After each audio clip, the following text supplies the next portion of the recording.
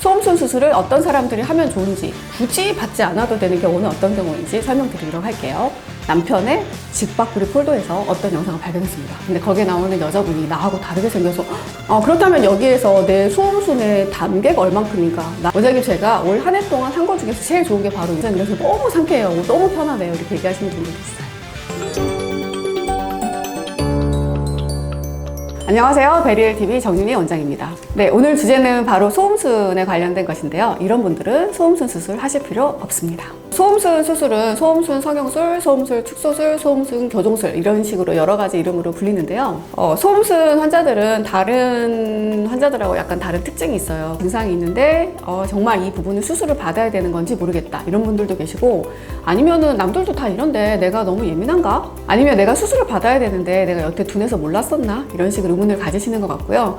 그리고 또 재밌는 경우는 어떤 경우가 있냐면 남자친구나 남편의 직박구리 폴더에서 어떤 영상을 발견했습니다. 근데 거기에 나오는 여자분이 나하고 다르게 생겨서 원장님 저 이상한 거예요? 이렇게 물어보시는 분들도 계신 것 같아요. 또 마찬가지 이치로 그래서 수술을 받을 때 어떤 다른 부분을 수술할 때 원장님 이러저러하게 해주시고 이렇게 해주세요 얘기하시는 경우들이 생기는데요. 특히 소음순 수술이 원장님 나 모르고요, 그냥 알아서 예쁘게 이렇게 얘기하시는 경우들도 있습니다. 그런데 이제 확실한 거는요, 소음순 수술이 과거보다는 정말 많이 이루어지고, 그리고 소음순 수술을 받고 나서 정말 좋았다, 원장님 제가 올 한 해 동안 한 거 중에서 제일 좋은 게 바로 이 수술 받은 거예요 라고 하시는 경우들이 있거든요. 과거보다는 좀 더 적응증이 넓어지고 있지 않나 하는 생각도 좀 듭니다. 그리고 우리가 이제 얼굴이요, 형제 자매끼리 닮고, 그리고 특히 자매들끼리는 몸매도 좀 비슷한 경우들 있잖아요. 마찬가지로 이 부분도 그렇거든요. 그래서 언니가 먼저 받고 동생한테 추천해 주시기도 하고, 엄마가 받고 나서 나 우리 딸도 꼭 시켜주고 싶어요 하시는 경우들도 봤어요. 소음순 수술을 어떤 사람들이 하면 좋은지, 굳이 받지 않아도 되는 경우는 어떤 경우인지 설명드리도록 할게요. 소음순은요, 보통 2차 성징이 시작하면서 우리가 가슴이 나오고 체모가 자라면서 이제 여성 생식기에도 변화가 생기는데요. 그 이후에 점점 사이즈도 커지고 색깔도 약간 진해지는 경우들이 있거든요. 보통은 2차 성징이 종료가 되면 소음순도 크게 더는 모양의 변화가 생기는 경우는 드뭅니다. 물론 그 이후에도 어떤 옷을 즐겨 입는지에 따라서, 그리고 다리 꼬는 습관이나 팬티 라이너를 얼마나 착용하는지 이런 거에 따라서 모양이 조금 더 변형이 생기기는 하는데요. 보통 2차 성징 때 시작해서 2차 성징이 완료돼서 성인이 되면은 모양 변화는 크게 생기지는 않는 편이고요. 그래서 요거를 돌려서 말하면, 일단 소음순 수술을 받고 싶으시다면 성인이 될 때까지 기다리는 게 좋기는 하거든요. 그런데 청소년기라고 꼭 수술할 수 없느냐, 그거는 아니고요. 비슷한 경우가 쌍꺼풀 수술이 그럴 텐데요. 우리가 성인이 되어서 쌍꺼풀 수술을 했다고 하면 특별히 수술이 잘못되지 않고는 노년이 될 때까지 재수술을 하는 경우는 드물거든요. 그런데 이제 내가 빨리 쌍꺼풀 생기고 싶어서 중학교 때, 중딩 졸업할 때 메몰 장수를 했어요. 그러면 20대 정도나 30대 정도에 절개 쌍꺼풀 수술을 한 번 더 하게 되는 경우도 생길 수 있거든요. 그거하고 되게 흡사하다고 하겠습니다.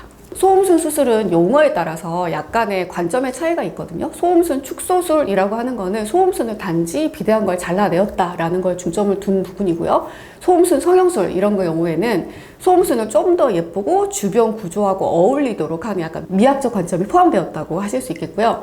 그리고 드물지만 2차 성징의 발현 과정에 뭔가 문제가 생겼거나 외상이 생겼거나 하는 경우에 소음순에 변형이 와 있을 수가 있습니다. 이런 경우에는 양쪽을 최대한 비슷하게 잘 재건해 주는 게 필요하거든요. 그래서 이런 경우에는 오히려 소음순 재건술 이런 식의 용어를 쓰기도 합니다. 소음순 수술을 할까 말까 고민하시는 여러 가지 경우들이 생길 수가 있는데요. 첫 번째는 위생상의 이유입니다. 소음순이 비대해져 있으면 오히려 이거는 미용 목적이라기보다는 치료 목적에 더 가까울 텐데요. 위생상의 문제가 생기기도 하고, 그 부분에 마찰 때문에 부어오르기도 하고요. 경우에 따라서는 색소 침착이 심해진다거나, 심한 경우에는 만성 퇴선화가 생기기도 하고, 지렴이나 외음부염이 생기는 경우에는 오히려 치료 목적의 경우라고 하겠고요. 그리고 정말 예전보다 소음순 수술이 많이 늘어나고 있는 경우가 사실 저는 옷차림 때문이라고 생각하는데요. 예전에는 잘 모르고 있다가 요가 수업이나 필라테스 같은 거 받다가 얇은 레깅스를 입게 되면 왠지 남들이, 그러니까 이런 경우 얇은 옷을 입게 되면 겉으로 이렇게 튀어나오는 경우가 생길 수가 있거든요. 근데 왠지 남들이 나만 보는 것 같고, 그래 그냥 수술해버리고 싶다, 이런 경우들이 생기시는 것 같아요.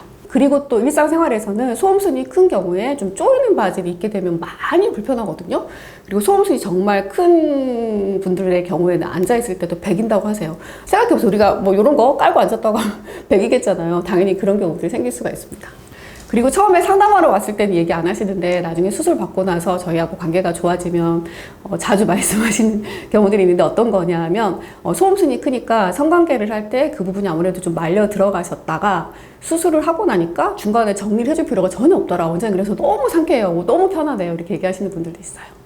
그렇다면 여기에서 내 소음순의 단계가 얼만큼인가, 나의 어떤 그레이드가 어느 정도인가 궁금하신 분들 생길 수가 있을 것 같아서 그 부분을 말씀드릴게요. 일단은 요 소음순의 정도를 수치화해서 표현을 하기도 하는데요. 이상적이고 예쁜 모양을 0이라고 했을 때 플러스는 크고 마이너스는 작은 단계로 표현을 하는데요. 우리가 보통 마이너스 5에서 플러스 5 정도로 설명을 드리고요.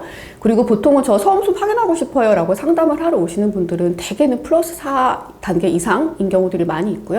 그리고 정말 드물긴 한데요. 와, 이분은 5 플러스 5에 0.9? 5.9? 이렇게 큰 경우들도 있기는 해요. 근데 그동안 모르셨던 거죠. 그리고 이제 또 한 가지의 경우는 비대칭이 문제가 되는데요. 한쪽 큰 경우가, 그러니까 소음순 양쪽을 봤을 때 한쪽이 플러스 2 정도밖에 되지 않는데 반대편의 사이즈가 마이너스 1이다. 이런 경우에는 3 정도 단계 차이가 나게 되잖아요. 그런 경우에 누가 봐도 비대칭 표시가 되거든요. 그래서 단순하게 크기만 중요한 게 아니고 전체적으로 얼마나 어울리는 모양인지 이런 부분도 참고하시는 게 좋겠습니다. 그런데 이제 소음순이라고 하는 게 사실 크게 기능이 없거든요. 그래서 그 크기가 크더라도 사실 문제가 없는 경우가 되게 많고요. 내가 불편하지 않으시다면 정말 수술을 꼭 하실 필요는 절대 없습니다.